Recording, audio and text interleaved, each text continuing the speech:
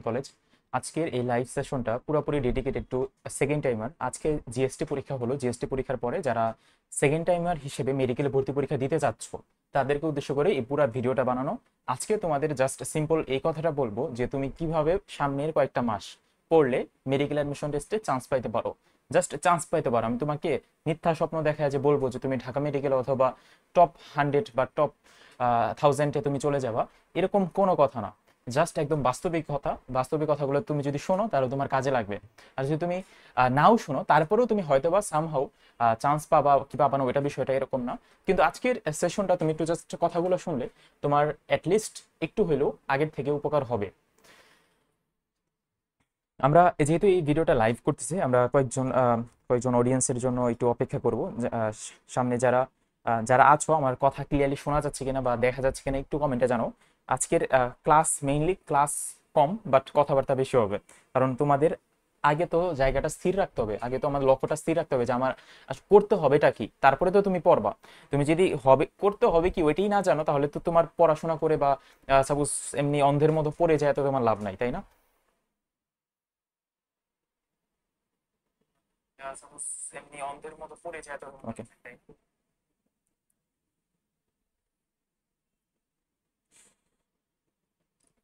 তাহলে কথা শুরু করি। দেখো, সামনে মেডিকেল অ্যাডমিশন টেস্টের ভর্তি পরীক্ষাটা হওয়ার চান্স হচ্ছে ডিসেম্বরে। আমরা ধরে নিই যত আর্লিয়েস্ট আমরা একটা টাইম ধরে নিই, ডিসেম্বরে হচ্ছে পরীক্ষা। এটা হচ্ছে মে মাস শুরু হবে সামনে। মে মাস থেকে ডিসেম্বর মাসের মধ্যে অ্যারাউন্ড তোমার তাহলে 5 মাস তুমি ধরে নাও তোমার কাছে টাইম আছে। সো 5 মাস কিন্তু তুমি সেকেন্ড টাইমার হিসেবে তোমার একটা মানে বেস্ট একটা টাইম। এই সেকেন্ড টাইমার হিসেবে এই 5 মাস তুমি যদি প্রপার ইউটিলাইজ করতে পারো তাহলে তুমি চান্স পাবা। প্রথমে এটা তোমার আগে বিশ্বাস রাখতে হবে।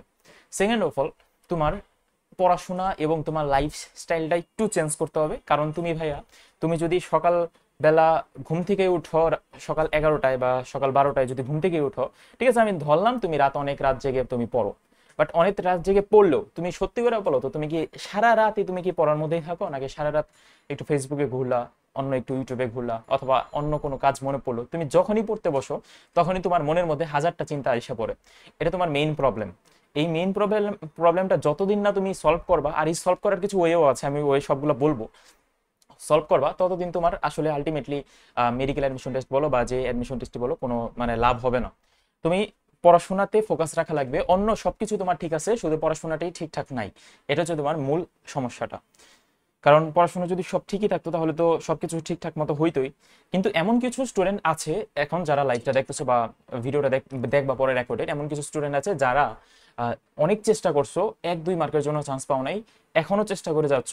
তাদেরকে আমি যা যা বলবো তারা একটু যদি শোনো ভাই, তারপরে তোমার সত্যি কথা বলতে এবার চান্স হবে। আর যারা একদমই একদমই পড়াশোনা করো না, তাদের ক্ষেত্রে যতই বলি, যতই কথা বলি, কথা কানে যায় না। কথা কানে গেলেও 2 দিন পর আবার ভুলে যায়, 2 দিন পরে তার আগের লাইফে ফিরে যায়। তার আগের লাইফটা কেমন হয়, একজন মানে একজন পরাজিত স্টুডেন্টের আগের লাইফ কেমন হয় আমি বলি। যেমন সে ওইটা প্রথমে বললাম, ঘুম থেকে উঠে 11টার সময়, তারপরে উঠে ঘোরাঘুরি করে, একটু ফেসবুক হাতে নেয়। ফেসবুকে হাতে নিতে নিতেই তার দুপুর হয়ে যায়, দুপুরবেলা খাওয়া খাওয়া দাওয়া করতে করতে একটু ঘুমায়। ঘুম থেকে ওঠার পরে আর বিকালবেলা আরো হাজারটা কাজ থাকে, বিকালবেলা তো ভ্যারাইটিস রকমের কাজ থাকে একটা নর্মাল একটা মানুষের। ভ্যারাইটিস কাজ থাকে, ভ্যারাইটিস কাজ থাকার পরে রাতের বেলা যখন একটু পড়তে বসে, 1 ঘন্টা পড়তে না পড়তে তার আরো কয়েকটা কথা মনে পড়ে যায়, আরো কয়েকটা কাজ মনে পড়ে যায়, তার ফেসবুক রিলেটেড কাজ মনে পড়ে যায় অথবা তার ইনস্টাগ্রাম রিলেটেড কাজ মনে পড়ে যায়। সো এই এই জিনিসটা, এই যে এই তোমার তো কাজ ফেসবুক চালানো না, তোমার তো কাজ ইনস্টাগ্রাম চালানো না, তোমার কাজ কি? তোমার কাজ হইতেছে ক্লাস দেখা, তোমার কাজ হচ্ছে পড়া। যে ক্লাসগুলো আছে ইউটিউবের মধ্যে, ফ্রি ক্লাস আছে, আমরা সবগুলো ক্লাসই দেখো ফ্রিতে দেওয়া আছে আমাদের ইউটিউবের মধ্যে। তাছাড়া তোমার কাজ হচ্ছে তোমার সামনে যে পরীক্ষাটা আছে বা তুমি যেখানে ভর্তি আছো, যে কোচিং এ ভর্তি আছো, ওই কোচিং এর ডেইলি এক্সাম অনুযায়ী তোমার পড়াটা কমপ্লিট করা। তুমি ওই কাজ ফলো না করে তোমার আলটিমেটলি তোমার আরো অন্যান্য কাজ কেন মনে পড়বে, এটা হচ্ছে মেইন একটা কোশ্চেন। এই কোশ্চেনের অ্যান্সার আমি জানি না। তোমরা যদি জানো যে ভাই আমার এই কাজ থাকে, তোমার যদি অনেক ইম্পর্টেন্ট কাজ থাকে পড়াশোনা বাদ দিয়ে, তাহলে তোমার মেডিকেল অ্যাডমিশন টেস্টে পরীক্ষা তো দেওয়ার দরকার নাই। তোমার সামনে মেডিকেল না দিয়ে তুমি আরো অন্যান্য তুমি যে কাজ করতেছো ওই কাজ রিলেটেড পড়াশোনা করো। তুমি সাপোজ সারাদিন তুমি মুভি দেখো, তাহলে তুমি মুভি বানানোর জন্য যা যা পড়াশোনা করা দরকার বা যা যা লাগে ওগুলা করো, তুমি মেডিকেলে পরীক্ষা দেওয়ার তো তোমার দরকার নেই, তাই না? কথাগুলো খারাপ লাগলেও আমার ভাইয়া করার কিছু নেই, কারণ আজকে আমি একদম তোমাদের একদম স্ট্রিক্টলি একদম যে কথাটা না বলি না ওই কথাটাই একদম আলটিমেটলি বলবো। ওকে। একদম আলটিমেটলি বলবো। তারপর সেকেন্ড অফ অল তাহলে ভাই আমি প্রিপারেশনটা নিব কিভাবে অ্যাজ এ সেকেন্ড টাইমের হিসেবে। অ্যাজ এ সেকেন্ড টাইমের হিসেবে তোমার আগে আগে আমার বইগুলাকে সাজাতে হবে। আমার যে মূল বইগুলো আছে বইগুলোকে কেমনে পড়বা ওইটা আস্তে আস্তে একটা একটা করে বলি। প্রথমে আসে হচ্ছে বোটানি। বোটানি যখন তুমি পড়তে যাবা তখন জাস্ট খেয়াল রাখবা, দেখো প্রত্যেকটা বইয়ের লাইন বাই লাইন দাগানো নাই। দেখো আমার প্রত্যেকটা বই, আমার বই এটা দেখো লাইন বাই লাইন দাগাইছি না, কোনোদিনও লাইন বাই লাইন বই দাগানো লাগে না। তোমার যে মেইন ভুলটা হয়েছে, তুমি কোচিং এর যে পিডিএফ দিছো ওই পিডিএফ দেখে লাইন বাই লাইন দাগাইছো, অথবা কোচিং এর যে ভাই বলছে লাইন বাই লাইন দাগাইছো। লাইন বাই লাইন দাগাইলে পরীক্ষার আগে তুমি রিভিশন দিবা কি ওই লাইন বাই লাইন? পুরোটা বই কি রিভিশন দেওয়া যায় পরীক্ষার আগে?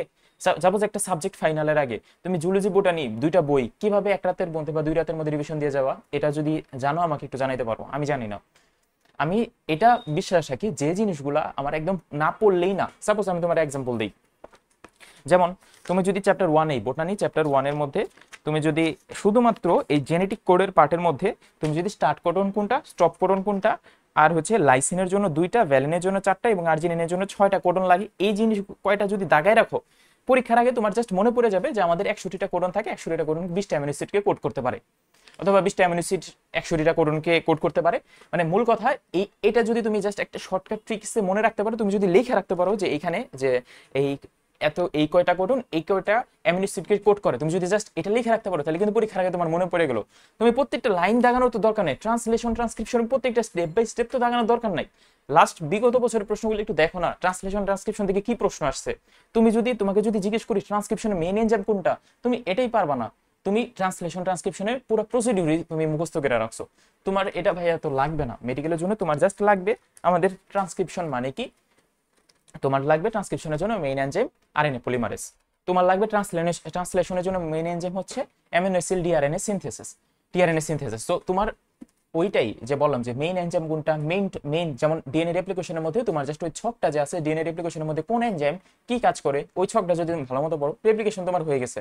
আরেকটা কোশ্চেন আসে রেপ্লিকেশন থেকে, সাপোজ নিচের কোনটি ডিএনএ রেপ্লিকেশনের ধাপ নয়, অর্ধ সংরক্ষণশীল ওই কয়টা যে পয়েন্ট 3টা পদ্ধতি আছে, 3টা পদ্ধতির বাইরে যেটা পদ্ধতি নয়, জাস্ট ওই সিম্পল কয়েকটা কথা যদি তুমি মনে রাখতে পারো পরীক্ষার আগে তোমার টার্গেট থাকা লাগবে এইটা যে আমি কমন প্রশ্ন যেগুলো যেন ভুল না করি।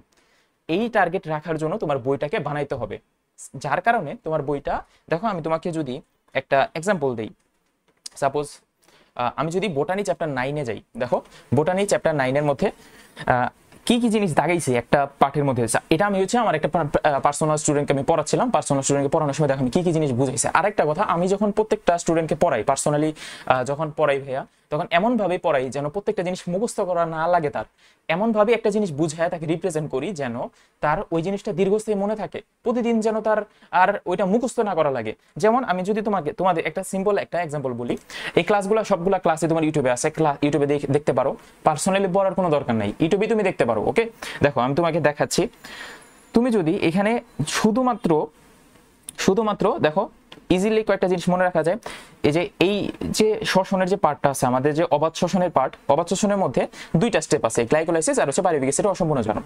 এই পাইরুভিক অ্যাসিডের অসম্পূর্ণ জারণের মধ্যে আমাদের এনজাইমগুলোর নাম কি কি, এটা যদি আমরা পারি, দেখো এনজাইমগুলোর নাম কি কি, একটা হচ্ছে এই যে কার্বক্সিলেজ এনজাইম, তারপর হচ্ছে অ্যালকোহল ডিহাইড্রোজেনেজ এনজাইম। এই 2টা এনজাইম থেকে কি তৈরি হয়, প্রথমে তৈরি হয় এসিটালডিহাইড, পরে তৈরি হয় ইথানল। জাস্ট এই কয়টা স্টেপ মাথায় রাখা লাগবে। দেন আমি যদি মাথায় রাখি এখানে ল্যাকটেট ডিহাইড্রোজেনেস এনজাইম ব্যবহার করা হয়, পাইরুভিক অ্যাসিড, তার মানে এইটাই আলটিমেট কথা হচ্ছে এটাই যে অবাধ শ্বসনের ক্ষেত্রে আমাদের 3টা মূল এনজাইম লাগে। ওকে, গেল এটা। তারপরে দেখো ফার্মেন্টেশন বা গাজন, তোমার পরীক্ষায় আসবে ফার্মেন্টেশন এবং গাজন এবং অবাধ শ্বসনের মধ্যে পার্থক্য কি।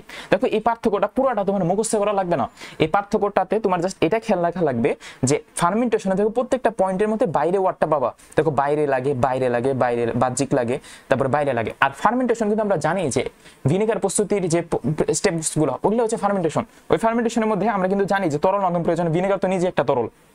তারপরে হচ্ছে তোমার দেখো এখানে যে জাইমিস এনজাইম ব্যবহার করে আমরা ছোটবেলা থেকে পড়ে আসতেছি যে একটা ফার্মেন্টেশনের ক্ষেত্রে অথবা ভিনেগার প্রস্তুতির ক্ষেত্রে আমাদের কিন্তু জাইমিস এনজাইম ব্যবহার করা হয়। সো আলটিমেটলি আমি তোমাকে এটাই বলতেছি যে প্রথমে একটা ক্লাস দেখবা, আমার ক্লাস আছে, অথবা যে ভাইয়া তোমাকে ভালো বুঝাইতে পারে এই যে প্রত্যেকটা বোটানি জুলজি বলো এই জিনিসগুলো আগে বুঝে তারপরে বইটা দাগাবা, আর ততটুকুই দাগাবা যতটুকু তোমার লাগে, তাহলে আশা করি আমার কথাটা ক্লিয়ার। সেম তারপরে আমি জুলজিতে বলি।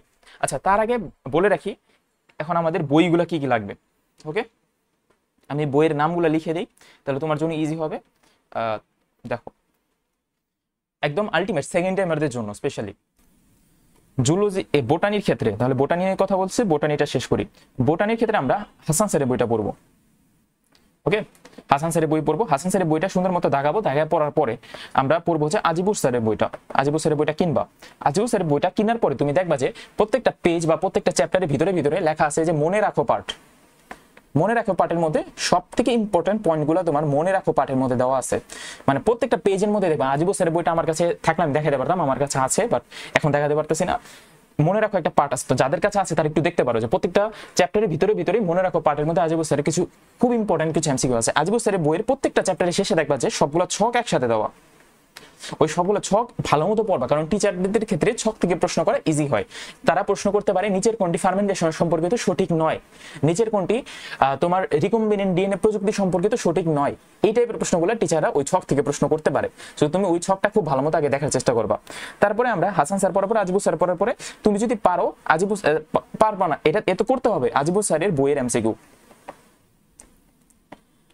এই তিনটা যদি তুমি টার্গেট ফলো করো তাহলে সত্যি কথা বলতে তোমার বোটানি যত কঠিন প্রশ্নই হোক না কেন বা যত সহজ প্রশ্নই হোক না কেন তুমি সব অ্যান্সার করার মতো ক্যাপাবিলিটি রাখবা।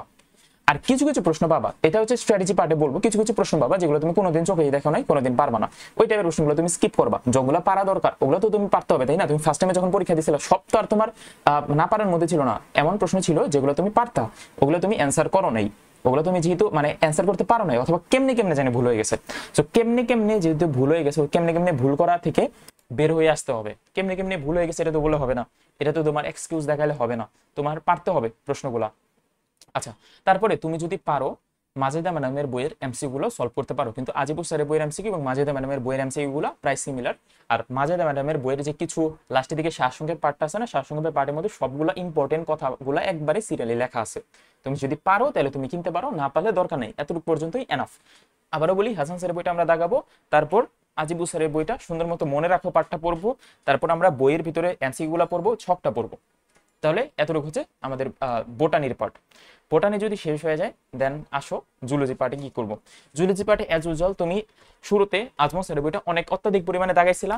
আজমল স্যারের বইতে অত্যাধিক পরিমাণে দাগানো যাবে না, সুন্দর মতো তোমার যতটুকু প্রয়োজন ততটুকু দাগাবা। যেমন আমি এই যে পার্টটা বের করে রাখছি, এটা হচ্ছে আমাদের এই যে হাঁটুর যে পেশিগুলো আছে। দেখো হাঁটুর পেশিগুলো আমি যদি তোমাকে পড়াইতে চাই, আমি তোমার দেখাইতেছি কেমনে কি পড়াইতে হয়। তোমার আগে মাথায় রাখা লাগবে এই যে হাঁটুর পেশি থেকে টিচার কিন্তু ইজিলি প্রশ্ন করতে পারে, তোমার এটা মাথায় রাখা লাগবে টিচাররা এখান থেকে কি টাইপের প্রশ্ন করতে পারে, তুমি টিচারের চোখ দিয়ে তুমি পড়বা। আচ্ছা, তার আগে জুলজির ক্ষেত্রে আমরা আসতেছি। সাপোজ আমি যদি একটা তোমাকে এই যে হাঁটুর ছবি দেখাই, দেখো এখানে তোমার আগে জিনিসটা বুঝতে হবে, বুঝে যদি তুমি মুখস্থ রাখো তাহলে তোমার ক্ষেত্রে ইজি হবে। সাপোজ এটা আমাদের একটা পা, এই পায়ের ক্ষেত্রে টিচার এভাবে প্রশ্ন করবে যে আমাদের এতে যে থাই পার্ট আছে, থাইয়ের পার্টের সামনের দিকে পেশিগুলোর নাম কি? পেশিগুলোর নাম হচ্ছে আমাদের এখানে কোয়াড্রিসেপস পেশি। কোয়াড্রিসেপস পেশি আছে চারটা, ভার্সাস ল্যাটারিস, ভার্সাস মিডিয়ালিস, ভার্সাস ইন্টারমিডিয়ালিস এবং রেক্টাস ফিমোরিস। আর তোমার এই হাঁটুর কি বলে থাইয়ের পিছনে যে পেশিগুলো, এই পেশিগুলোকে বলে হ্যামস্ট্রিং পেশি। হ্যামস্ট্রিং পেশি আছে তিনটা, আবার বলবে নিচের কোনটি হ্যামস্ট্রিং পেশি নয়। ওকে, তারপরে সামনে তুমি যখন যাবা এই যে এখানে গুলির পেশিগুলোর নাম চাবে তোমাকে। এখানে যদি আমি বলি গুলির পেশিগুলোর নাম কি, তখন তোমার বলতে হবে গ্যাস্ট্রোকনিমিয়াস আর সোলিয়াস। তারপরে এদিকে যেহেতু থাকে টিবিয়া, আমাদের এখানে হবে টিবিয়ালিস অ্যান্টেরিয়র মাসেল। তো যার কারণে তোমার এই প্রত্যেকটা পয়েন্ট আমাদের মাথায় রাখতে হবে। এখানে কোয়াড্রিসেপস মাসেলস থাকবে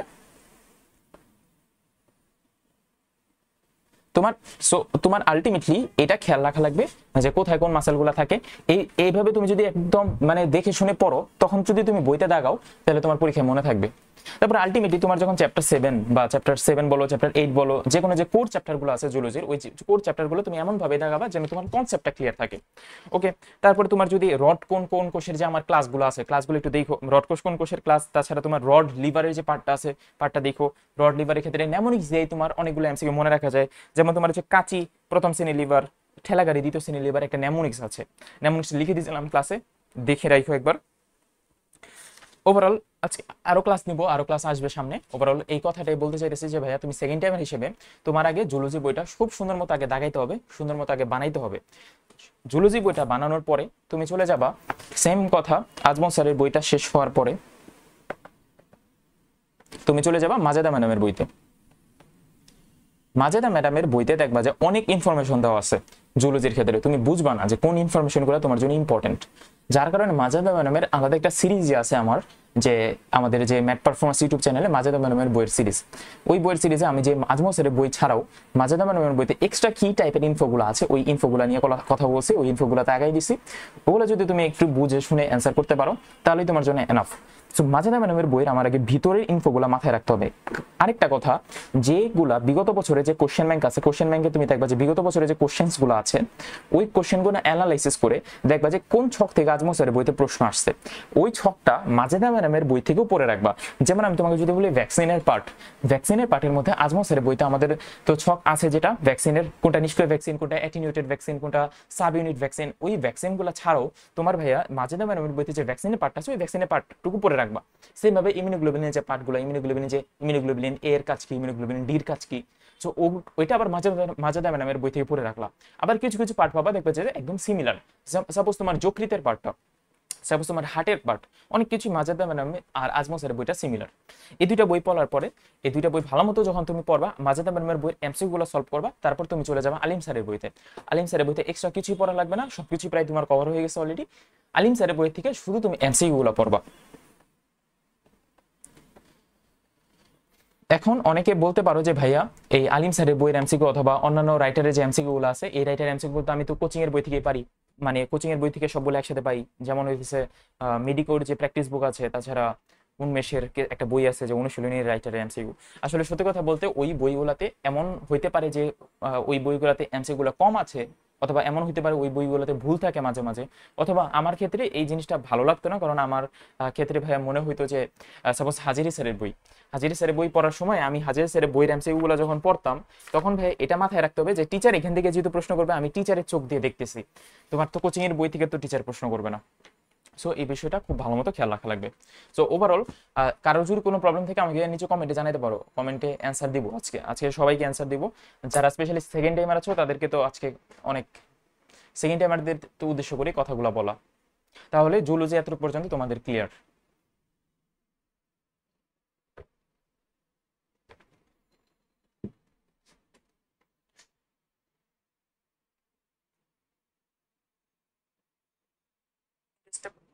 পরীক্ষা তো দেওয়ার দরকার নেই তো।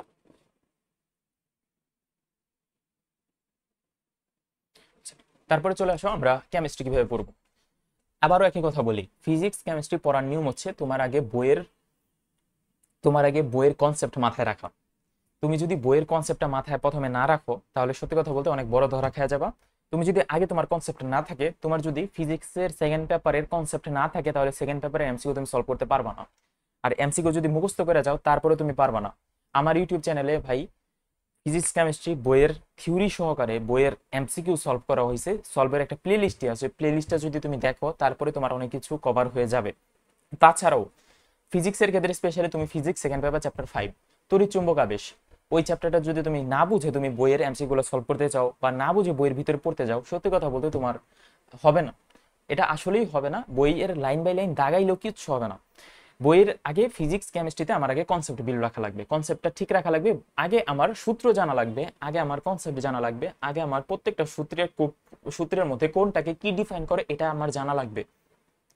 আগে আমার জানা লাগবে ওই সূত্রের প্রত্যেকটার মাত্রা কি, প্রত্যেকটার একক কি, ওইটা আগে জানা লাগবে। এটার জন্য তুমি আলাদা একটা খাতা বানাইতে পারো, যে খাতার মধ্যে তোমার ফিজিক্স কেমিস্ট্রির সব সূত্র আছে, সব সূত্রের মাত্রা আছে, আর কোন সূত্রের মধ্যে কোনটাকে কি ডিফাইন করতেছে ওইটা আছে। সাপোজ ভ্যান ডার ওয়ালসের যে সমীকরণটা আছে, ভ্যান ডার ওয়ালসের যে বাস্তব গ্যাসের সমীকরণ P + v²a/, দেখাচ্ছি আমি লিখে দেখাচ্ছি ওই কিভাবে তুমি একটা সূত্র প্রথমে আগে তৈরি করবা। ওইটাই তুমি যদি কেমিস্ট্রির ক্ষেত্রে তুমি যদি সেকেন্ড পেপার চ্যাপ্টার 1-এ একটা আমাদের ভ্যান ডার ওয়ালসের যে সমীকরণ আছে P +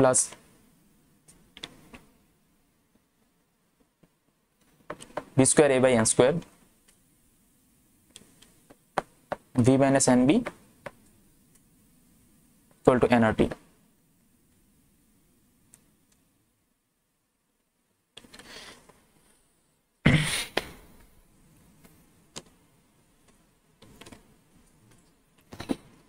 আমি আরেকটা এক্সাম্পল দিয়ে তোমাদের দেখাই। তুমি যদি সাপোজ এই যে আমাদের WHO অনুমোদিত যে মাত্রাগুলো আছে, যে পিএইচ হচ্ছে 6.5 থেকে 8.5, তাছাড়া আমাদের সোডিয়ামের মাত্রা কত, তারপর বিওডির মাত্রা কত, সিওডির মাত্রা কত, তুমি যদি এই মাত্রাগুলো আগে ঠিকঠাক মতো না জানো বা এই মাত্রায় কিছু ন্যামোনিক্সও আছে, এই ন্যামোনিক্স সহকারে তুমি যদি আলটিমেটলি না পারো তাহলে আলটিমেটলি মানে সম্ভব না বিষয়টা।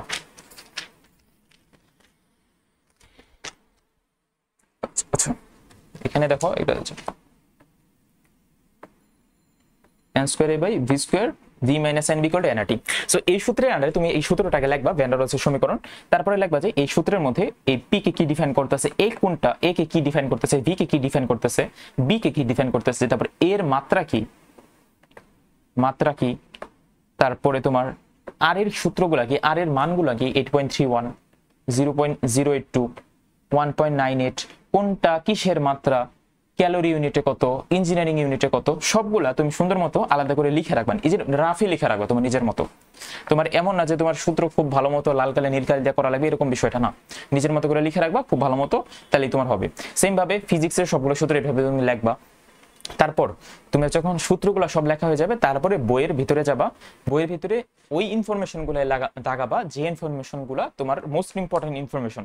সাপোজ আমি যদি তোমাকে বলি তোমাকে যদি আমি কেমিস্ট্রি সেকেন্ড পেপার চ্যাপ্টার 5-এ যদি তোমাকে আমি বলি মোস্ট ইম্পর্টেন্ট ইনফরমেশনগুলো কি কি, যদি শেষের দিকে তুমি ন্যানো পার্টিকেলে যাবা, ন্যানো পার্টিকেলের মধ্যে তুমি কিছু কথা আছে এখানে, ন্যানো পার্টিকেল কোনটা, কোর্স পার্টিকেল কোনটা, তারপরে এখানে যে আরো আছে যে ফাইন পার্টিকেলের রেঞ্জটা কত 101 ন্যানোমিটার থেকে 2500 ন্যানোমিটার পর্যন্ত।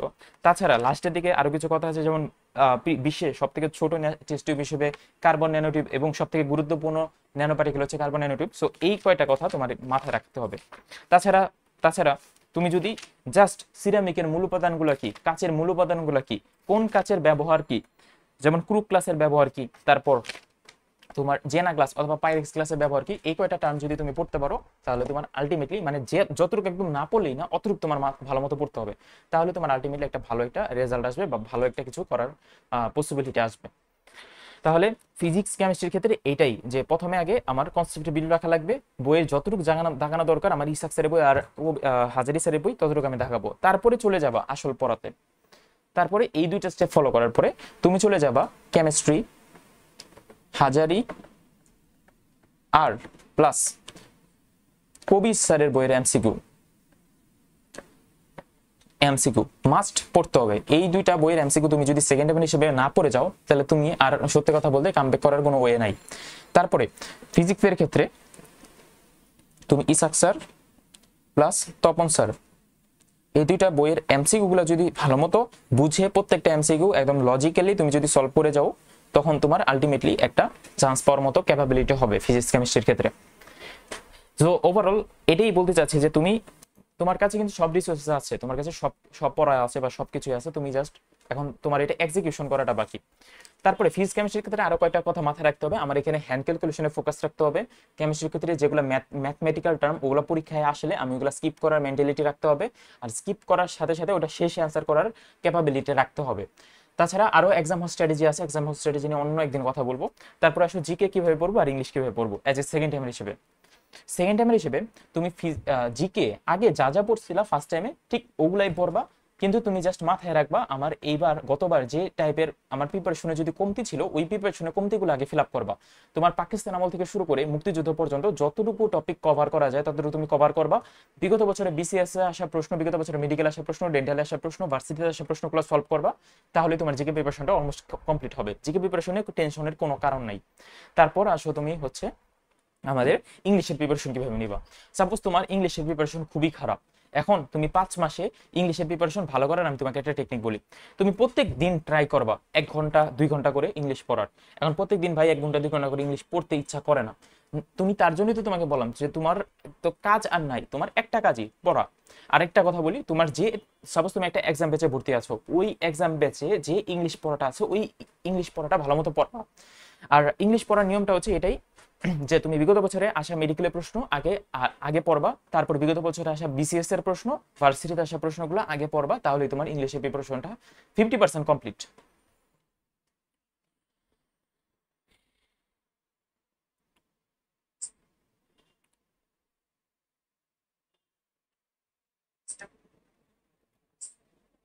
ওকে, তারপর ওভারঅল আমি এটাই বলতে চাচ্ছি যে ইংলিশের ক্ষেত্রে তারপর আসো কনসেপ্টের ক্ষেত্রে তুমি যখন রাইট ফর্ম ভার্ব অথবা তুমি যে কোনো থিওরিটিক্যাল জিনিসগুলো পড়ো, তখন একটা কথা মাথায় রাখবা, রাইট ফর্ম ভার্বের আমি একটা রুল পড়বো, রুল পড়ার পরে একটা করে এক্সাম্পল পড়বো।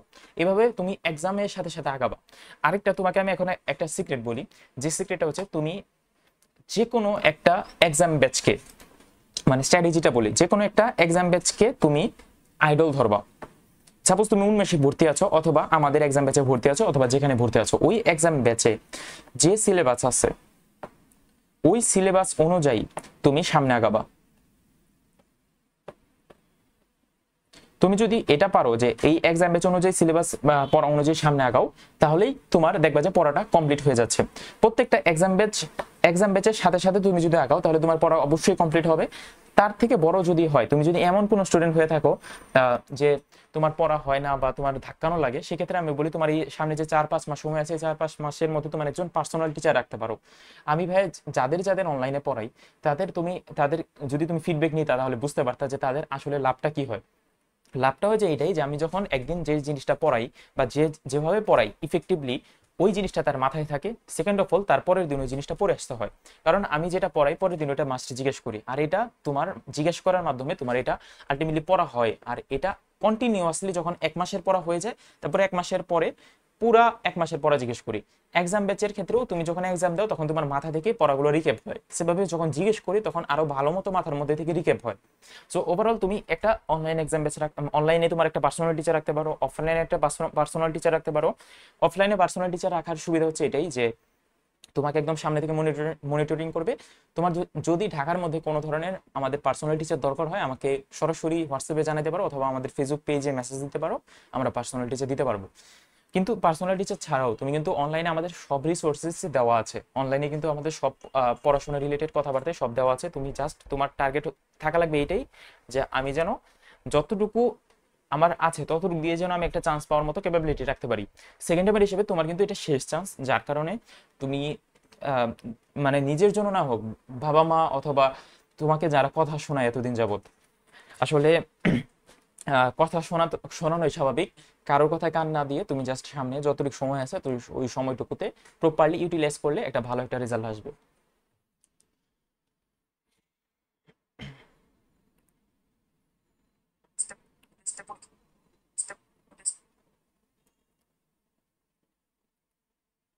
আচ্ছা, এখন প্রশ্নতে আসি। কেউ জিজ্ঞেস করছে যে ভাইয়া আমাদের কিন্তু সামনে, এই যে সামনে 7 মে থেকে আমাদের সেকেন্ড টাইমার যে একটা নতুন এক্সাম ব্যাচ আসতেছে, নতুন এক্সাম ব্যাচের ডিটেলস জানার জন্য আমাদের পেজে নক দিতে পারো।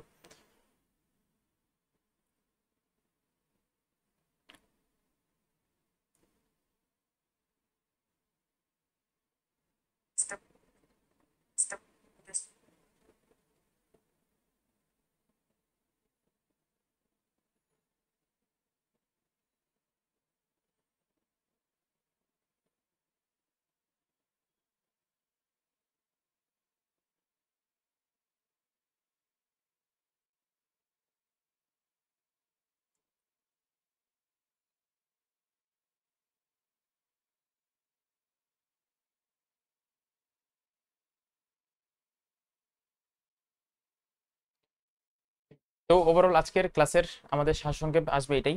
আচ্ছা, আরো কিছু কথা ছিল। সাপোজ তুমি এপেক্স বইটা তো পুরোটা শেষ করতে পারবে না, এপেক্স বইটাতে পুরোটা শেষ করা তোমার দরকার নেই। যে কয়টা টপিক সাপোজ তুমি যদি টার্গেট রাখো যে আমি এই 7 দিনের মধ্যে বা 15 দিনের মধ্যে আমি স্পেলিং শেষ করবো, সিনোনিম অ্যান্টোনিম শেষ করবো, তাহলে কিন্তু তুমি শেষ করতে পারো। সাপোজ তুমি এমন এমসিকিউ গুলাই পড়বা যে এমসিকিউ গুলো বিগত বছরে আসে, এমসিকিউ বিগত বছরে যেগুলা বোর্ডে আসে, বোর্ডে না সরি, বিগত বছরে যে বিসিএস এ আসে এমসিকিউ, তাছাড়া মেডিকেল আসে এমসিকিউ গুলা, ওইটা একটু পড়বা।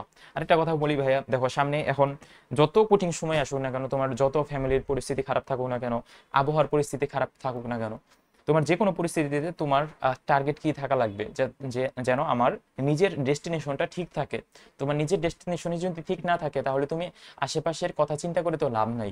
এখানে বাস্তবতা এটাই যে তুমি যখন ফেলিওর হবা তখন সবাই তোমাকে কথা শোনাবে, আর তুমি যখন আলটিমেটলি যখন সফল হবা তখন দেখবা যে তখন দেখবা যে মানে বলবে যে যতই প্রবলেম থাকুক না কেন, তখন তোমার মানে তোমাকে কোনো কথা শোনাবে না, বা তখন তোমাকে দেখবা যে আরো সবাই ওইভাবেই পজিটিভলি নিচ্ছে, বাট তুমি ফেলিওর হলে কিন্তু ওইভাবে তোমাকে পজিটিভলি নেবে না। কেউ কিন্তু তোমাকে বলবে না যে তুমি যেমন সাপোজ তুমি কতবার 58 অথবা 60 মার্ক পাইছো মেডিকেলে, তুমি চেষ্টা করছো, তুমি জানো, আমি যা সাপোজ আমি তোমাকে পড়াইছি, আমি জানি তুমি চেষ্টা করছো, কিন্তু তোমার বাসার মানুষ অথবা তোমার বাসার মানুষ বুঝলেও তোমার ফ্যামিলির বাইরে যারা যারা আছে তারা হয়তো বা বুঝবে না, তাই না? তারা হয়তো বা বলবে যে স্টুডেন্ট কম পড়ছে দেখে পারে নাই, অথবা এইভাবে বলবে, যেমন এইভাবে তোমাকে তানা দিবে যে তুমি তো পড়ো নাই তার জন্য পারো নাই, অথবা ফাঁকিবাজ, অথবা অনেক কথা শোনাবে। সো তাদের জন্য হইলো যে যারা তোমাকে কথা শোনায় তাদের জন্য হইলো একটু হইলেও পড়া দরকার। আর ওইটাই আমি তোমাকে একদম বাস্তব কথাই বললাম, যে তোমার আলটিমেটলি তোমার যদি নিজের ডেস্টিনেশন ঠিক না থাকে, তোমার যদি নিজের রাস্তাটা ঠিক না থাকে, তাহলে তোমাকে মানুষজন কথা শোনাবে। আর এই কারণেই তোমার যদি কোনো ধরনের কোনো প্রবলেম হয়, সরাসরি আমাদের ফেসবুক পেজে অথবা আমার হোয়াটসঅ্যাপে মেসেজ দিতে পারো। কোনো ধরনের কোনো সেবা লাগলে, specially medical admission test related, আমরা সবসময় চেষ্টা করব তোমাকে যে কোনো ধরনের সার্ভিস দিয়ে সেবা করার জন্য। আরেকটা কথা বলি, আমাদের কিন্তু বললাম ভাই বারবার যে আমাদের ইউটিউবের মধ্যে সব ক্লাস আছেই, ইউটিউব শর্টসে সব গাইডলাইন দেওয়া আছে, তুমি জাস্ট শর্টসগুলো দেখো, আমাদের ক্লাসগুলো করো, তাহলেই তোমার অলমোস্ট অনেক কিছু কভার হয়ে যাবে। তাছাড়া আমাদের ইউটিউব ছাড়াও কিন্তু আরো অনেকগুলো ইউটিউব চ্যানেল আছে যেখানে তোমার অনেক ক্লাস পাওয়া যায়, অনেক ক্লাস আছে, ওগুলা তুমি দেখতে পারো।